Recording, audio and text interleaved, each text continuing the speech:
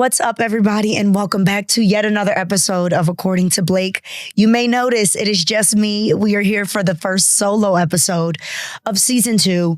And when I was ideating, I was like, I can do the typical thing that we do with the solos, which I will be doing. I plan on every 3 episodes doing a solo. You all expressed that you wanted more solo episodes, so I'm going to give you that. But an episode and just something that I get requested to talk about on social media and things like that is my career journey and my career path. Those that have been following me on TikTok since I've been on the platform are probably familiar, but many of you all are not. And so I get the question all the time, Blake, what do you do? Blake, you're only 30 and you've done all of these things. Where did you come from? And so today we're going to dive into it. So without further ado, here is not a little snippet because we're going to talk the whole episode about it, but kind of a journey. I'm going to walk you through the journey of how I became Blake today professionally. So I guess usually people would start at college, but I'm going to start at high school because it actually matters. So going into my senior year of high school, I had my first internship. That internship was with Essence magazine. That makes sense later on. Why it's important to talk about that in high school will come later on. It was because Coca-Cola and TV One did something called the Pay It Forward Apprenticeship. And 4 different high school students throughout the country were flown to 4 different experts in 4 different concentrations based on what their interest is for college. I guess we can go even further back. I have always been talkative. I've always been a certified yapper, which is what they call it now, to the point that just like so many girls, my report cards always said the same thing. Smart, brilliant, talks too damn much. And so when I got to high school, I, of course, was doing I was the anchor for the daily news show, all of those things. And I used to tell people that I wanted to be the next Soledad O'Brien. That was exactly what I wanted to be at the time. She had done her package, Black in America. It was on the heels of, if I'm not mistaken, Hurricane Katrina. She did this incredible piece called Black in America. And even as a young teenager, I was so impacted by it. And I understood very early the value of incredible storytelling. And I knew that's what I wanted to do. I thought it was going to be in serious news. We'll get to that later. So the apprenticeship opportunity arises and I apply and I win. The concentration that I chose was journalism and media. The apprenticeship, that meant that I was flown with my mother to New York City to Essence magazine. This is when they were still with Time Inc. to be the apprentice for 2 weeks, I want to say. I shadowed under the PR department. Shout out to Chloe Williams, who is now the head of PR at BET. And that will be a recurring theme throughout my story, is the Black women who have gotten me to here. I think that Chloe was my first ever real woman that I could see up close in a working space that I was like, I want to be just like you. I had wanted to, when I got to college, ending up declaring my minor as PR because of her. Wasn't able to because of the way that Howard's schemes are set up. But just to be with her and to be under her and to experience Essence was such a blessing. During that time, they also let me do, I cannot believe I remember this, the Essence Coffee Chat. This is all while I was 17. I'm 30 now, so this is 13 years ago. They let me do the Essence Coffee Chat. So they let me do this little broadcast where I debriefed all of the news and media that was relevant to the Essence reader at the time. And it was absolutely incredible. And I remember just thinking like, wow, I can do this. This is what I want to do. Everybody in the office was telling me how fantastic I am. For reference of what era this was at Essence, Emil Wilbekin was still there. Michelle Ebanks was the editor-in-chief at the time. So I got to be around all of these incredible people. And it really solidified to me that media was exactly where I wanted to be. it was the most brilliant experience, especially being 17 years old. I was so bright-eyed. Those things change. But I was so bright-eyed. I was so excited. And it just solidified all of that to me. Fast forward, I go to college. I major in media journalism and film. While I'm there, I became an Emma Bowen scholar. If anybody is not familiar with Emma Bowen, it is a scholarship program for Black and brown students that guarantees you a internship every single summer with your corporate sponsor, but you are locked into that corporate sponsor every single year. At the time, I don't think they do this now, but at the time, all the money that you earn, you are paid. All of that time, all of that money that you earn, they double it and then give it to the institution that you attend. Which very much helped because anybody that understands HBCUs, I did go to Howard with no scholarship. I was Annenberg, which helped a little bit, but that chunk of money from Fox News was my local news. Fox Local News, Fox 26, which was also helmed by an incredible Black man, D'Artagnan Baybell. Shout out to Mr. Baybell, wherever you are in this world. I think the world of him. It was just... that was like my second time where it was like, here again is this Black talent that is pouring into me, that is letting me do all of these things, that is giving me responsibilities out of the scope of what maybe they should let an intern do. And it just, again, solidified to me that I was in the right place at the right time.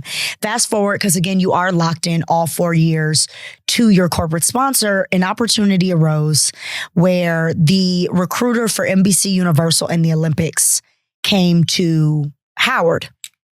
I really wanted to apply. I knew I would have to forfeit my Emma Bowen scholarship, but I knew I wanted to apply.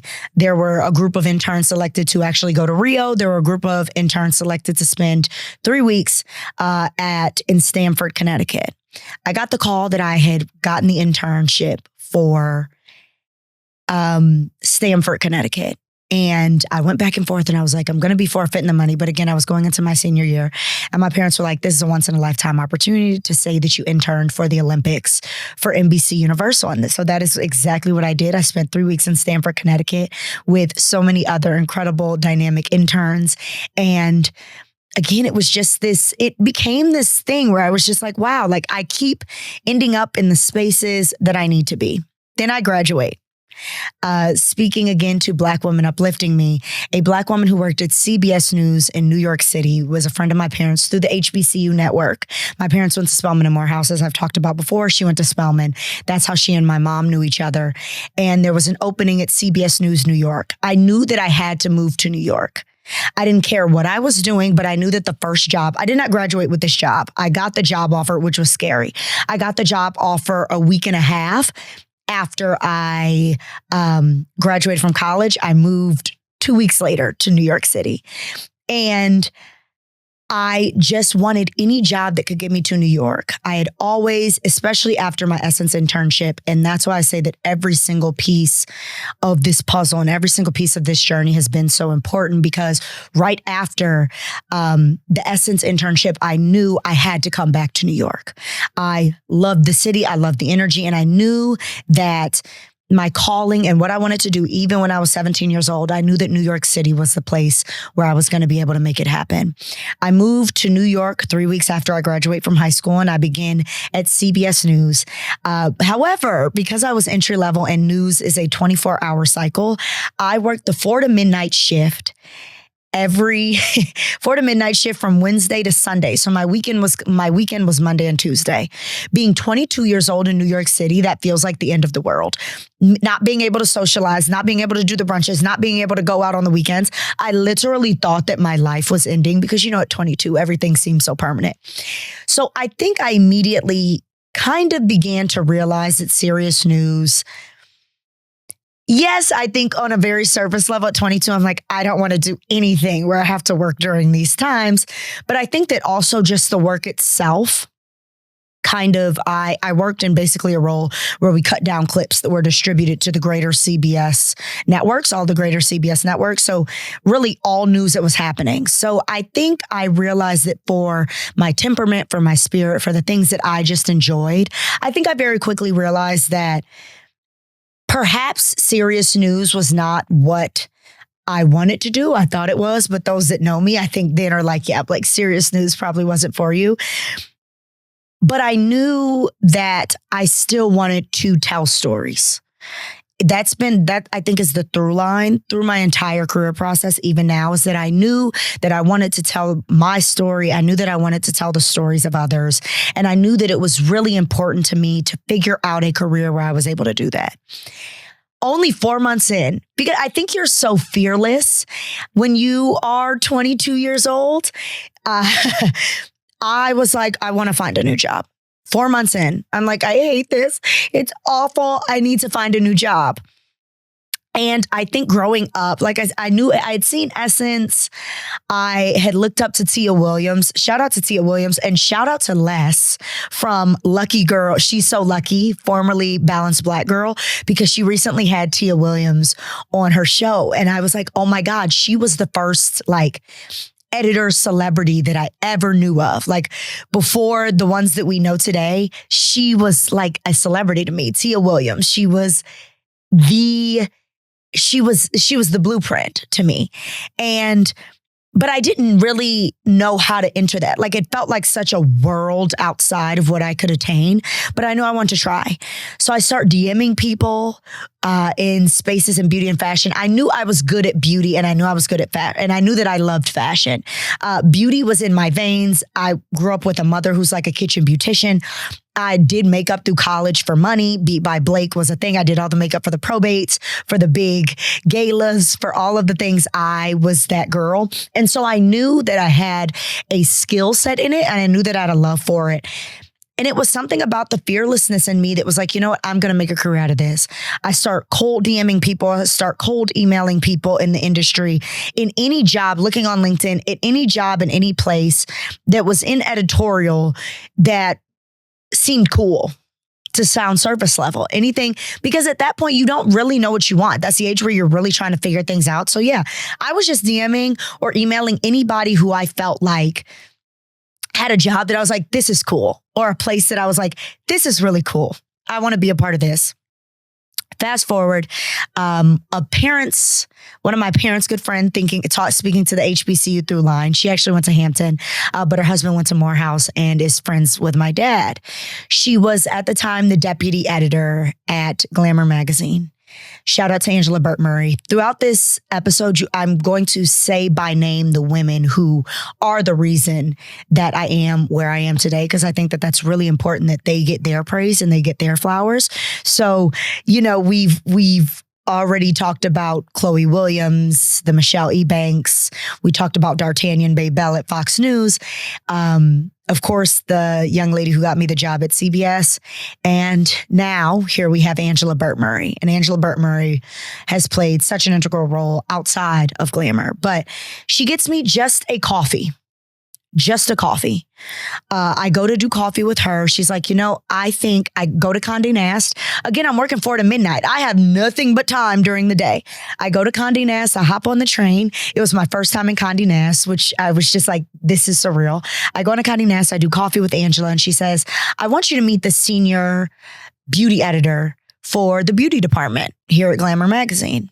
I'm like, okay, again, I have nothing but time. You tell me when, you tell me where. And then enters Simone Kitchens. Shout out to Simone. Absolutely fantastic. Absolutely wonderful. I was actually just reiterating to one of my neos who I was speaking to about transition she's making in her career, a message that Simone said to me that always stuck with me. But anyway, fast forward, I go to do lunch with Simone the following week. She looks at me in my face, mind you, I'm only 4 or 5 months into this job at CBS, maybe 5 months, because it took me about a month to get something that actually stuck. 5 months in, I go and I do coffee. This is a week after I do coffee with Angela. I do coffee with Simone. And she tells me, hey, my beauty assistant quit today. Can you take her job? This is at the coffee. Can you do it? Can you be the beauty closet assistant? She offers me the job on the spot. I'm like, absolutely. I'm like, tell me where you want me to be. Tell me what you need me to do. And I will be there. So we had to get the paperwork all sorted out. So what happened was during that time, I I knew that I had to train under that assistant. So it was maybe about a week had passed. I finally signed my paperwork. I give my 2 weeks to CBS. However, the beauty assistant was on her way out. So for 2 weeks straight, I worked both Glamour and CBS. I would get into Glamour at 8 a.m.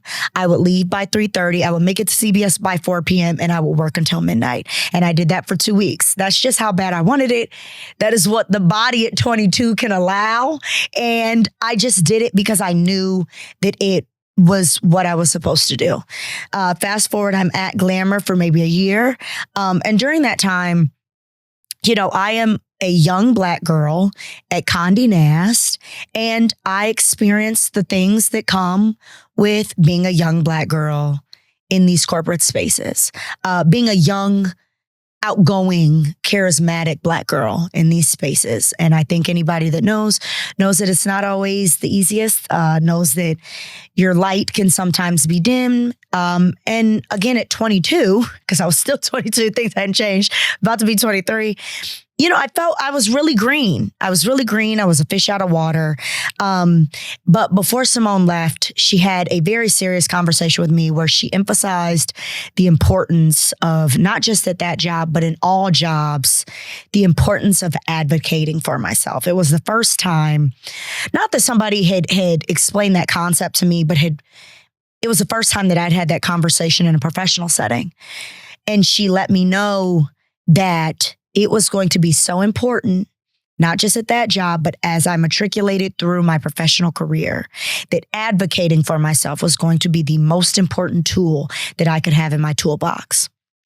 And I think at the time, I didn't quite understand it, but she was right. What happened with the Glamour job? I was fired. I was fired a year and some change in. It felt like the end of the world. I remember thinking that I was never going to work in the industry again. I remember thinking that it felt so demoralizing. I remember feeling like I wasn't good enough. I remember feeling like I wasn't good at anything. I remember just feeling so down and so defeated. And it felt so heavy and so scary. But in the spirit of Black women always lifting me up, what had happened during that time? Well, the day I sent my email, that Friday that I was let go, they let me go that morning, but I was able to work until the end of the day. And I sent out my email to all the publicists and all the connections that I had made during that year, being the closet assistant, learning the ins and outs. It's not many people in this world can say that they still know the process to move a print issue through all of the steps. I can. Okay. I learned so much. I learned so much about brands, so much about products, made such incredible connections while I was there. And I sent an email off and I said, today is my last day at Glamour. Immediately, Stephanie Scott of First and Last PR, another Black woman, she went to Spelman, reached out to me and said, hey, Blake, oh my God, I've been needing somebody to do some freelance work for me. Will you? Well, babe, I'm unemployed and I live in New York. I absolutely can. I immediately start doing some work for her. Well, I figured out my footing and I knew that I wanted to be writing. I knew that I wanted to write more. So I started freelancing. And during that time, I was able to get a job with a small publication named Revelist. I don't even know if they still exist now. I haven't checked. They were the most fantastic team to work for. Very niche. Shout out to Nicola Dallison, who I think is still at Allure. She was my editor at the time. She's absolutely fantastic. And that, though, came from Angela Burt Murray had introduced me to a young woman who had graduated a few years earlier than me at Howard named Kalia Underwood. Another Black woman, another rock star. And we'll talk more about Kalia because she gave me, in my opinion, my first big writing break, and I will always be indebted to her for the way that she poured into my actual writing. But it was because of her we had met. I had only done one piece for her when she happened to hear about the Revelist gig. Hey, Blake, they need a permalance writer, write 40 hours a week, so many articles a day. I was like, absolutely.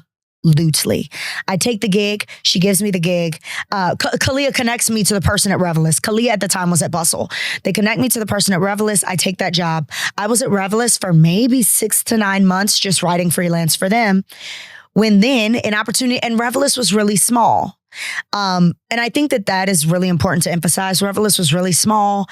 Not many people were reading the stories, but it didn't matter. It was the first time that I was able to hone and cultivate my writing skills every single day in something that was repetitive. At Glamour, I couldn't do that. Really, I was the closet assistant. I was able to write a few pieces, but I wasn't able to truly have my writing poured into to make me a good writer. And anybody who is a writer understands that, like, you need an editor that's really hard, that picks apart your writing, all of those things. But what Revelist gave me was I was able to exercise that muscle every single day. I was able to learn how to write fast. I was able to figure out, what is the proper format to get an article. It was really fast moving articles. So to get an article out and what details can I leave in? What details should I take out?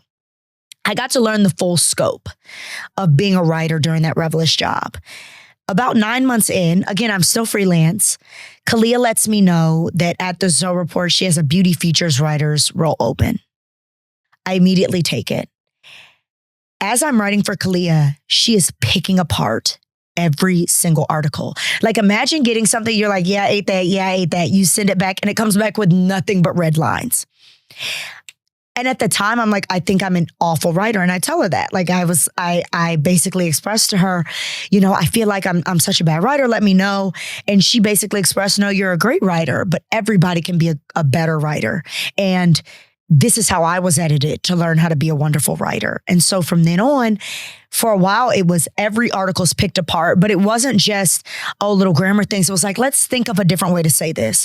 Let's elaborate on this. Let's add more detail here. She really taught me how to be a robust journalist, not just a writer. She taught me how to be a robust journalist, because she'd come back and she'd say, so what questions did you ask them? Because she would pick apart my questions. I'd send her the questions ahead of time that I wanted to ask these celebrities. Because at this point, I'm interviewing big celebrities. I'm interviewing Rachel Brosnahan. I'm interviewing who else? Issa Rae. I'm interviewing all of these big celebrities, and she's making me push the boundaries of thought and push boundaries within what I thought were just very simple journalistic questions, which helps me here and helps, I carry now, even in According to Blake, because I try not to ask surface level questions. Let's dig deep. Let's ask the questions. Her thing was always, don't ask questions that we can find the answer to anywhere else. And that job was what made me a true writer, a true journalist, a true this Blake, right? And that's why I talk about now, especially, y'all know I'm a TikTok aficionado. When they talk about the literacy crisis, I think as a journalist and a writer, I think that for me, I take it even more personally, because I understand not just the ramifications of illiteracy, but I understand the benefit of true literacy. I understand the ways in which being able to read and write on an advanced level helps with not just journalism, not just in writing, but it helps in so many other facets and areas of life. And so I write for Kalia I was at the Zoe Report for maybe a year. At that point though, I'm writing freelance for many people. So I'm still freelance at this point. So after the Glamour job, I was freelance. Let's say I got let go. I was 2023. I was freelance up until the time I was until the time I was 26. I'm writing for Cosmopolitan. I was doing branded content writing for Refinery 29. I wrote for Women's Health. I wrote for Elle. I was writing for everybody. I was doing copywriting. I was just writing everywhere and for everyone.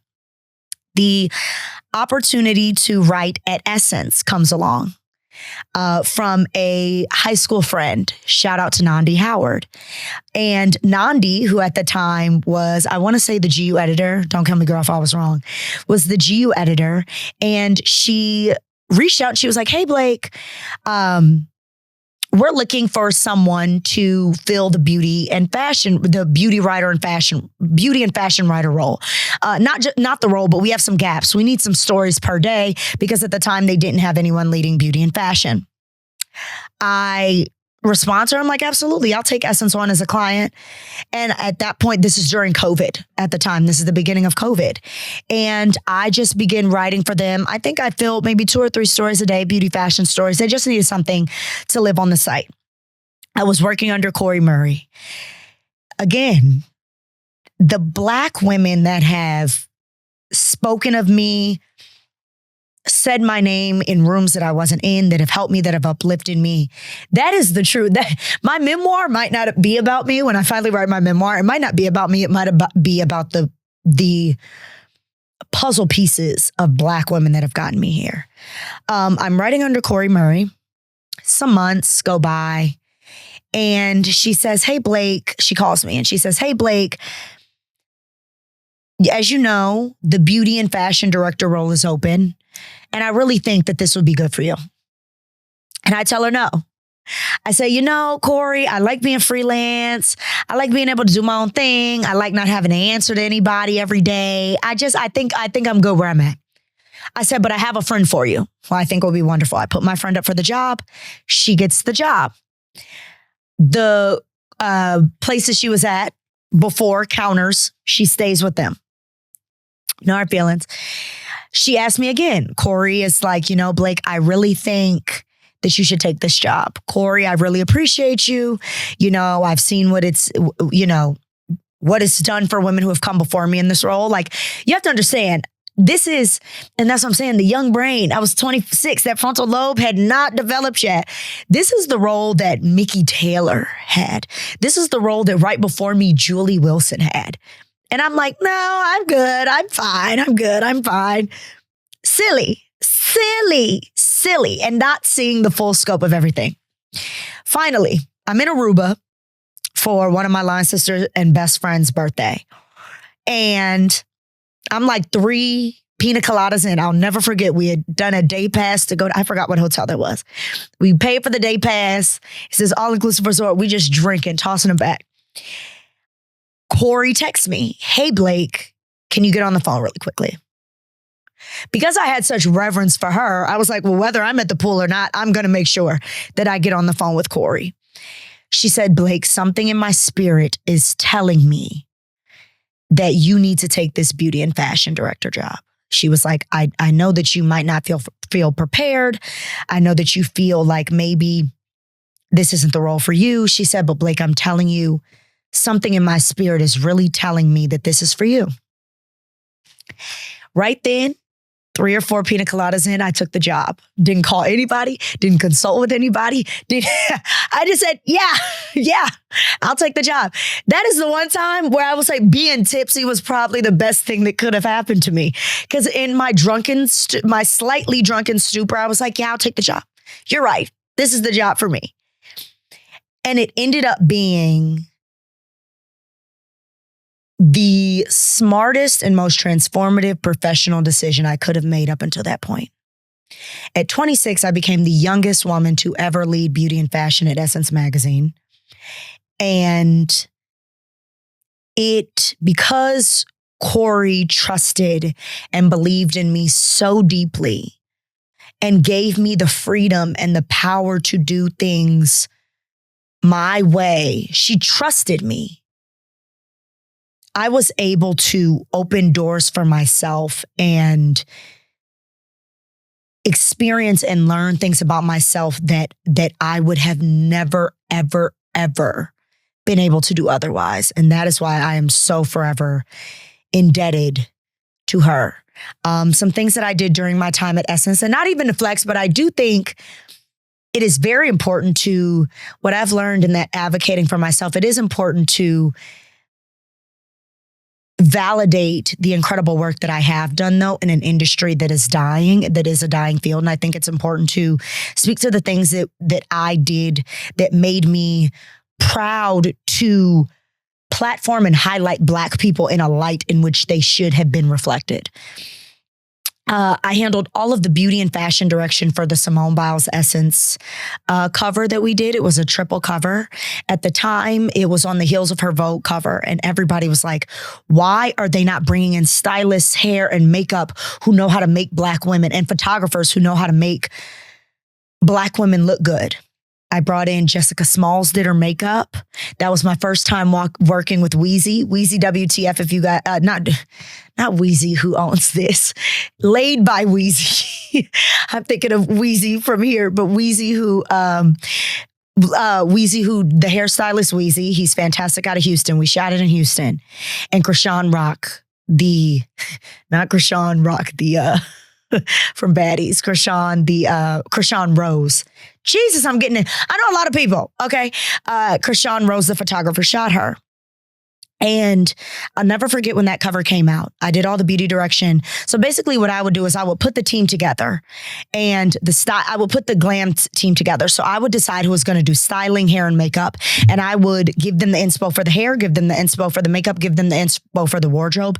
And we'd come together and we would execute it. But I would do that in a way that I looked at Simone and I said, I want silhouettes that make her look long. I want her hair to look a certain way. I want her makeup to accentuate her bone structure, to accentuate her skin tone. And I'll never forget when that cover came out. And the first thing that someone said was, this is exactly what happens when you let a Black woman make the decisions around how Black women look in editorial. And it was like mission accomplished. Method Man. I reached out to my friend AJ, who is on the next episode. Actually, after I film this episode, guys, he's coming. He's filming. He's going to be the episode right after this. I reached out to my friend Alexander Julian Gibson and I said, I know that there is nobody in this world who can make Method Man look the way that I want him to look here. I was like, I want colorful suits. I want bright suits. I want different silhouettes. And we saw the reaction to the Method Man cover. And there were so many we did Cardi B and her family. We shot the first time ever that we saw Wave, and I led all the beauty and fashion direction around that. It was an experience of a lifetime. And to be 26, 27 doing these things, it is things that most people only fathom and dream of. And I was doing it and I had the power and Corey trusted my authority. And there wasn't pushback about that I had experienced in non-Black spaces where it was, they doubted if I knew what I was talking about or they doubted my skills and my talents. It was the first time that someone made me feel like I am who I think I am. I know that's the phrase that the kids say now, but like it was the first time ever that I felt that. It was because of her. She also started putting me on carpets. She knew that I had the gift of gab. I will say after going editorial, I think I had almost kind of resolved that like maybe I won't ever talk again on camera. Like maybe I am meant to be in print journalism. That's what I had told people. Like, you know, I thought that I wanted to be in broadcast journalism, but no, I think I'm realizing that print is where I need to be. And it's proof that you have to go with let your talents take you where they're going to take you. You can't control everything. And she started putting me on carpets. I hosted the Black Women in Hollywood carpets. I had interviewed, at that point, Serena Williams, Quinta Brunson, me and Coco Jones had hosted that carpet together. Serena Williams, Quinta Brunson, not Coco, we hosted together. It was countless other Black women. Damson Idris, it was everybody that year. Then she lets me go to the Met Gala carpet. She says, Blake, we have an opportunity to go to Met Gala this year. And I really think that you are the person who should go and do the interviews. Who am I to say no? I go to the Met Gala that year. And that is when I asked Lori Harvey the question, so what did you do about these abs? And she answered Pilates. That goes viral. That clip goes viral. That sound goes viral of all the girls saying Pilates, Pilates, Pilates, of Lori saying Pilates and all the girls going to Pilates. And I think it was at that point that I think I had realized, okay, there are a lot of gifts here. And I think that maybe you're outgrowing already. I was moving quick. You know, us millennials, we're like, all right, let's move on quick. But I think at that point I realized that I think that my talents needed to be cultivated here, but it was time for them to shine elsewhere. A lot of people think that I just left Essence and went straight into the full-time Blake brand. That is not the case. And I think that I'll round all this out at the end where I talk about the biggest lessons in my life and how in my professional career and how they've, and the biggest lessons that I've learned from there. But I left and went to a beauty venture capital fund. That is what a lot of people don't realize. I did not pivot. I did not do a 180. I did a little 60-degree pivot that followed a 60-degree pivot. Within 6 months of me being there, I had begun generating enough income for the Blake brand, just the Blake brand, that I was able to go just consulting for them. I was full-time for them. And I think in this age of social media and in this age of everything happens in a microwave, I think that people forget that sometimes the pivots aren't 180. Sometimes you don't just get to jump right into what you want to do. Sometimes it's like, look, I knew that role was not going to allow me the freedom to pour into the Blake brand the way that I needed it to. But I knew that if I went to this beauty venture capital fund, which I did, shout out to Kendra Brecken Ferguson, another Black woman who was like, you can pour into the Blake brand as much as you want. So long as things get done here, you can do whatever you want. You can do brand deals. You can do whatever you want. That was the pivot I needed to pad the Blake brand so that I could jump. And within 6 months, I was doing the Blake brand. I left Essence in August of 2022. I was full-time Blake by January, February of 2023. And I have been doing it now for 2 full years, fully in the Blake brand. So what does the Blake brand look like? It looks like brand partnerships. If you guys follow me on social media, then you know that. And it looks like hostings all the time. I host big events, even before, the Blake that you guys see before you. I had hosted the full CultureCon stage. I've hosted at Afrotech. I do hosting for large corporate partners. I have According to Blake. I host for my brand deals. So a lot of my brand deals now encompass me coming in and talking to people. And I am living in, I don't just want to say answered prayers. I am living in what is the proof of alignment, hard work, and good connections. And I think that there is, it's been tricky. If you follow me on TikTok, and I will insert the video here, if you've been following me for a long time, or you might have seen the clip, it went viral all over Twitter. I talked about how it was expensive to dream because somebody asked me how I was able to sustain in New York City. And I think what's important to note is that my first job in beauty and fashion paid me $24,000 a year. I couldn't afford to do it. And in my video about it's important to dream, I spoke particularly to the socioeconomic hindrances that face Black talent when they want to enter into these very challenging industries that do not pay when you begin. And I was very transparent about the fact that my parents funded most of my life for the first 2 to 3 years that I was here, subsidized almost the entirety of it.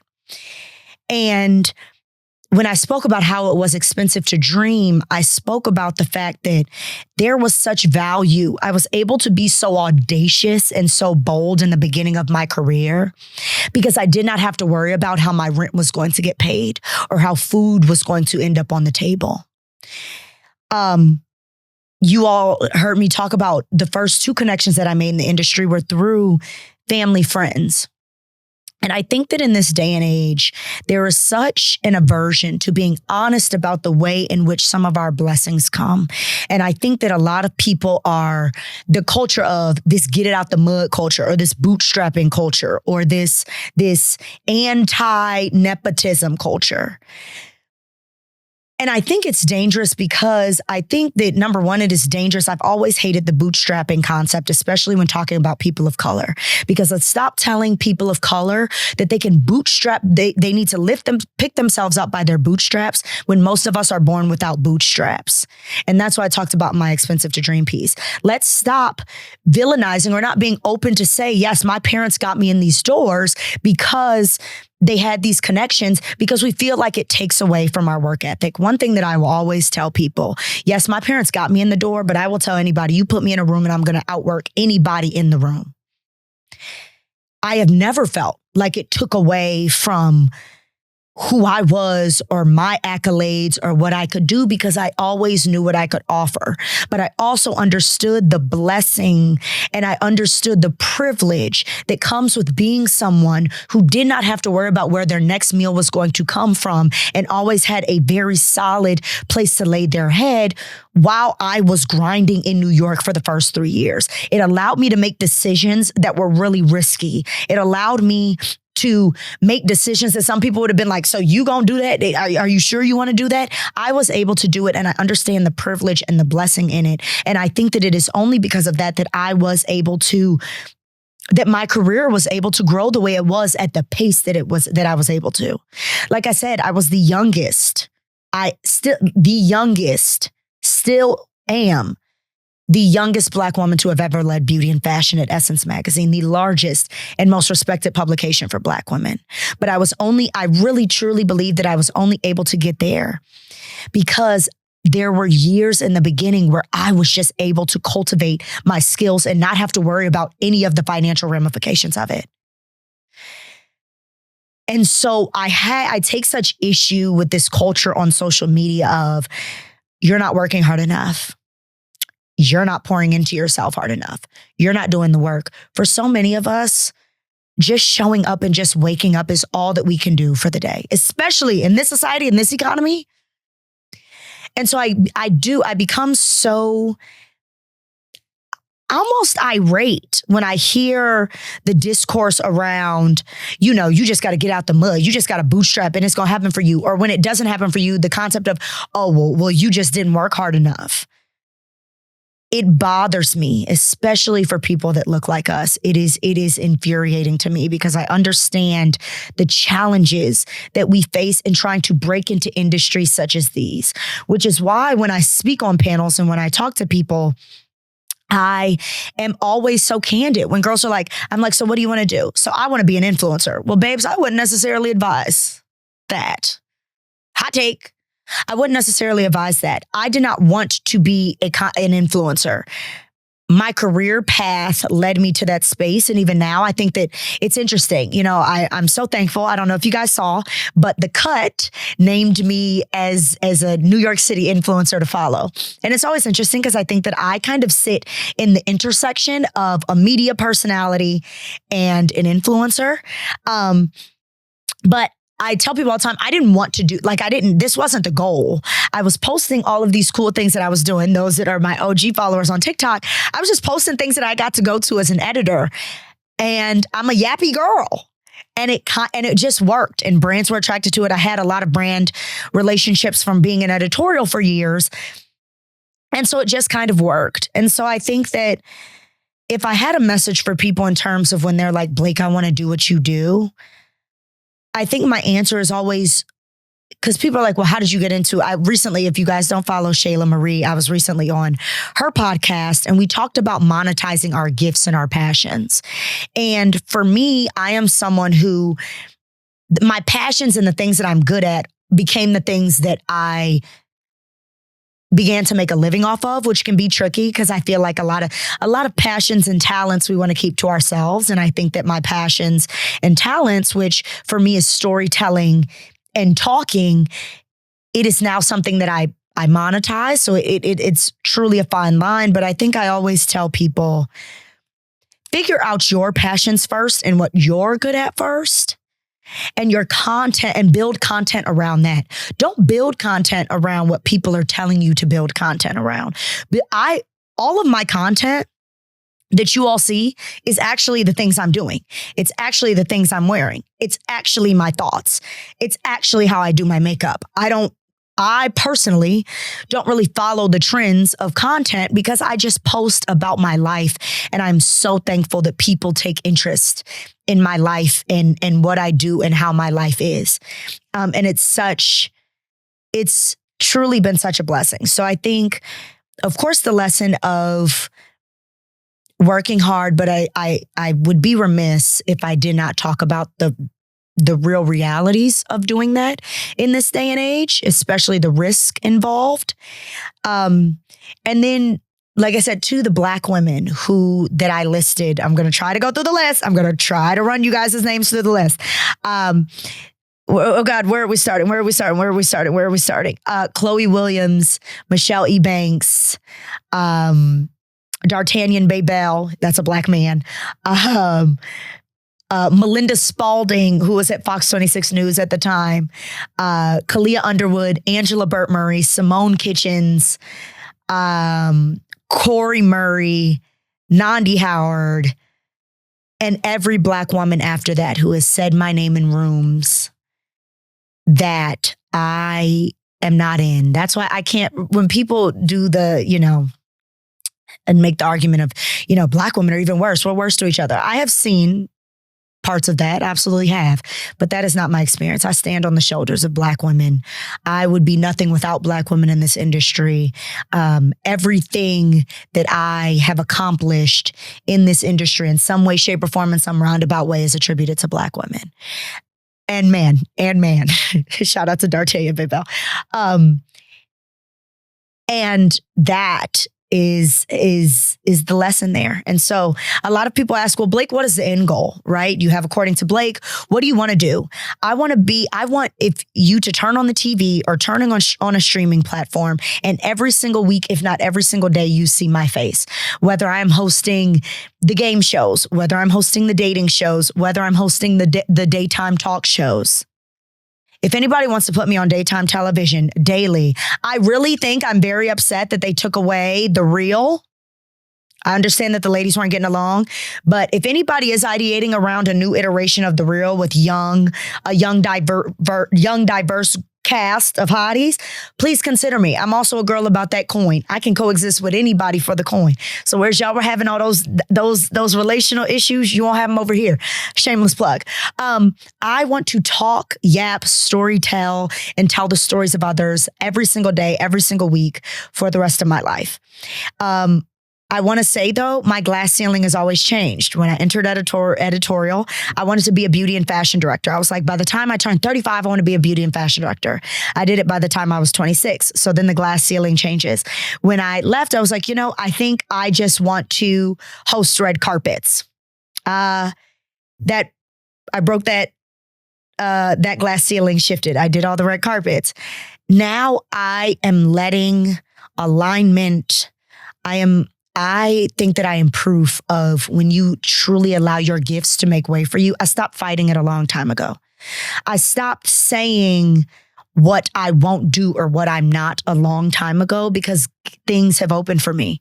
I'll give you guys a little teaser, a little big thing. Coming this summer, you all will see me for the first time on scripted television. And I had to stop myself because early on I was like, I'm not an actress. I don't want to be an actress. This opportunity arose and it was just a really incredible opportunity. I'm not an actress. And I stopped telling myself that because I think that it is proof. Let your talents make way for you. Don't fight the alignment. Don't fight the plan for your life. I gave up fighting the plan for my life a long time ago because I've witnessed how beautiful it is when I kind of surrender to it. So I am in my period and continued period of surrendering to what I am supposed to do and who I am supposed to be, and letting my gifts make way for that. So right now, I'm like, my goal right now, my glass ceiling right now that I plan on shattering is I want to be on TV every single day, on a streaming platform every single day. And my hope is that glass ceiling breaks. And then it's like, okay, well, now I want to build a media conglomerate. I used to say I didn't want to do that, but I am letting my talents take me where they may. And I hope that this can be a lesson to everyone. Allow your talents the space. Give your talents space. Don't underestimate the power of your gifts. Don't underestimate the power of the people around you. And don't underestimate the way that your names are spoken of when you're in rooms. But I think, too, another reason that my name is spoken of in rooms, which I think is also very undervalued these days, is I'm not an asshole. And I'm not a mean girl. And anybody that has worked with me can tell me that. No, everybody don't like me. There's a lot of bitches who don't like me. But one thing that nobody can ever say is that Blake's character is lacking. And one thing that nobody can ever say is that Blake is a mean girl and that Blake is hard to work with. So as you make way for your gifts, remain humble. Be kind to people because people remember how you feel. And if you want your name to continue to be brought up in rooms that you are not in, be good to people. Because I think that is one of the biggest pieces that has continued to drive my career forward, is that I'm good to people. And in response to that, they're good to me. So I hope that you all have enjoyed this episode of According to Blake. I did not think I was going to be able to make it to 50 full minutes of me talking about myself and my career. But one thing about me, I'm a certified yapper. I love you guys. If you made it to the end, thank you guys for sticking with me. Like I said, the next episode, very exciting. It will be with my friend Alexander Julian Gibson. And we will yet again be talking about allowing your gifts to make way for you. So I love you guys. Thank you for tuning in. Bye.